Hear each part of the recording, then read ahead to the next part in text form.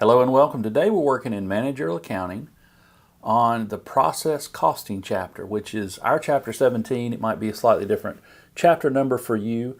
We're doing the very first problem in process costing, which is calculating equivalent units.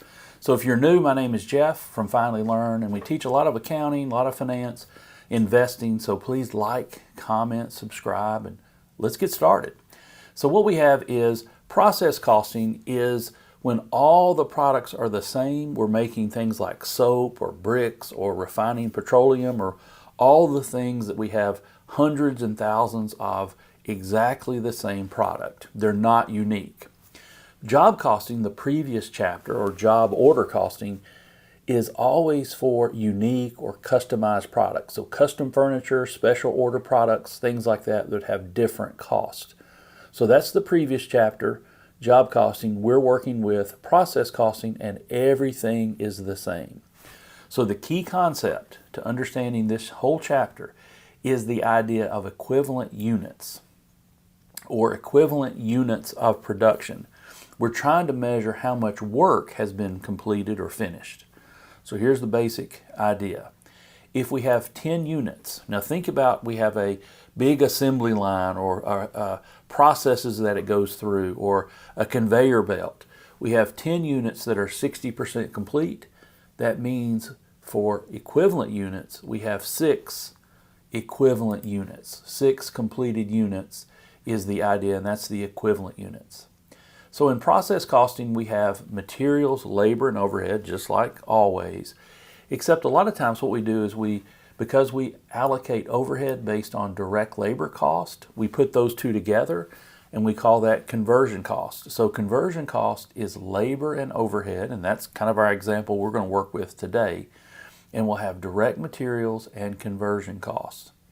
So by the way, we could put materials and labor together. It's just called prime cost. If you ever see that term, prime cost, that's materials and labor.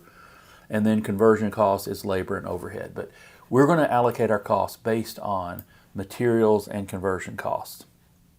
So let's do a simple little example, and then we'll work a homework problem. So let's say we're making gift baskets, just a simple little thing. We're making 50 gift baskets because we have a fundraiser at school or whatever. And day one, everybody gets together and we fill the baskets with all the things that are not perishable.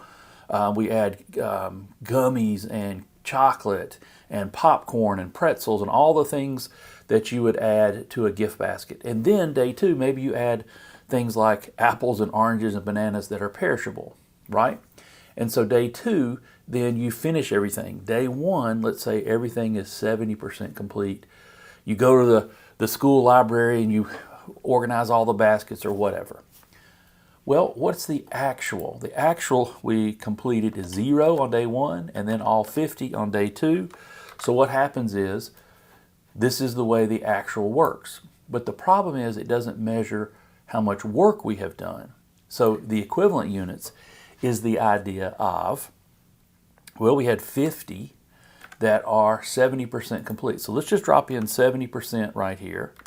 Let's say this has to be 70%. Well, how much work did you do the second day, the remaining work? Well, it's going to be 100 minus the 70. We're always assuming to complete something it takes 100%, right? So what we're going to do is take the 50 times the 70%, and we say, hey, look, we did enough work. We could have started and finished 35. And then the second day, we had 50 that we did the remaining 30%.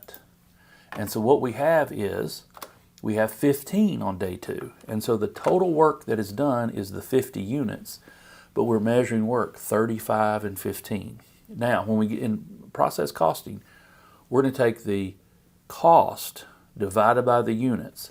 Now, are we going to use the actual units, 0 and 50? Or we're going to use the equivalent units, 35 and 15. We're going to use the equivalent units to measure how much work we have done. All right, so let's work a problem. So what we have is we have equivalent units using the weighted average method. Now there's 2 methods. I'm going to focus on the weighted average method. I might do one that's FIFO. If that's helpful, put FIFO in the comments, and I can do a problem with FIFO easily. but it doesn't make a lot of difference. It's not a big number difference. So here we have the Romeo Company uses process costing for its first 2 months of operations, calculate the equivalent units for materials and conversion costs using the weighted average method, or using weighted average instead of FIFO. So the very first month we have 0 units. We start 1,000, we complete 700. We're not sure how many ending work in process we have, but what we have is they are each 40% complete for materials and 55% complete for conversion cost. Now we do the same thing in month 2, except we're going to take the beginning, we don't know how many, and then we'll have the same percentage complete, and then we start more and complete more, things like that. So let's do the first month, we'll do the second month right after that. So here's what we want to do. We want to set up the actual units. I think it's very important to make sure we stay grounded in what are the actual units, and then we can calculate the equivalent units based on that. So what we have is we have 0 beginning units, correct? And then we start 1,000 units. So how many units are available? Well, it's going to be the 0 plus 1,000 is 1,000. I was always great about adding things to 0. I could do that just in my sleep. You give me a number, I can add 0 to it.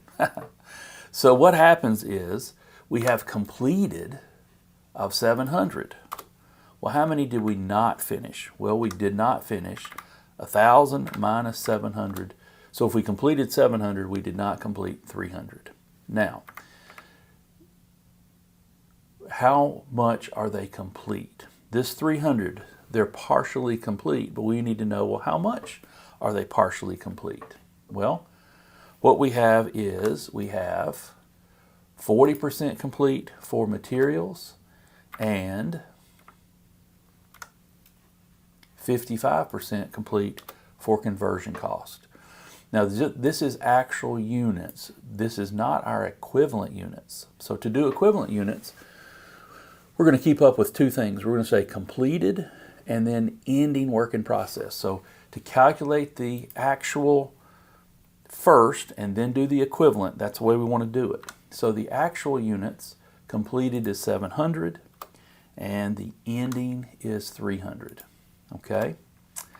Now what we're going to do is try to get the equivalent units for materials, and that's going to be a different number than for conversion cost. We're going to take 700 and just move it all the way across because they're 100% complete. So 700 all the way across.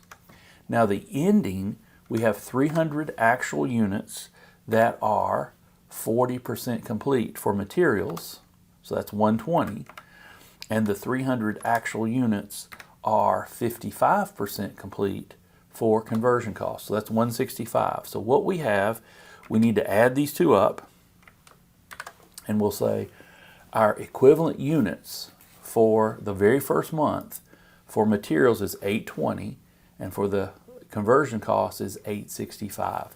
So we'll take our cost divided by the equivalent units here for materials and for conversion cost.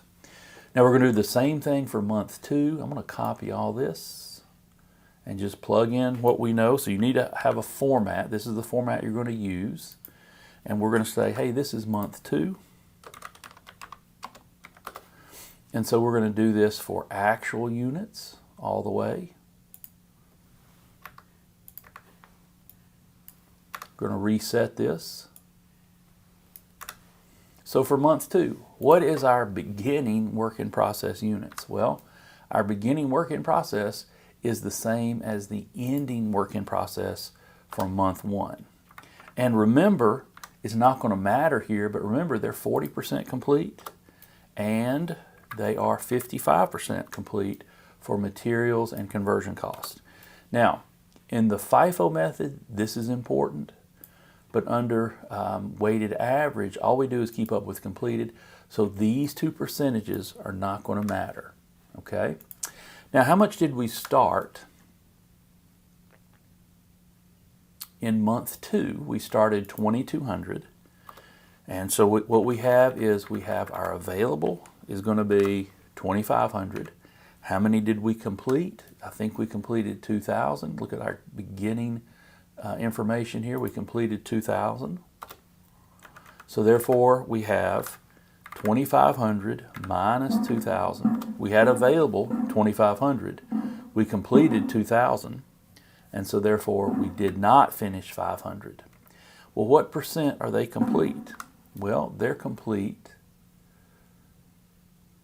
65% and 75% for materials and conversion cost. So here's our actual number of units. Now, to calculate equivalent units, it's going to be based on the actual. So completed is 2,000 and the ending is 500. So the 2,000 is going to be 2,000 across because it's 100% complete. And then what do we do for ending work in process? We have 500 that are 65% complete. So what is the equivalent units?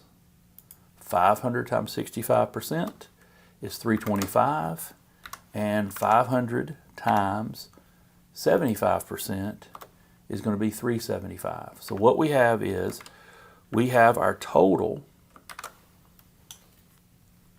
equivalent units. Now watch, we completed 2,000 actual units, but we did enough work to finish 2,325 and 2,375. So not only did we complete the 2,000, we did more work on the ending, so we have less work to do next month. So the whole concept of process costing is you need to know the actual units and then measure how much work we have done, and that is equivalent units. I hope this is helpful. Please leave a comment down below. If you want to see FIFO, then comment FIFO. And thanks for watching, and we'll see you on the next video.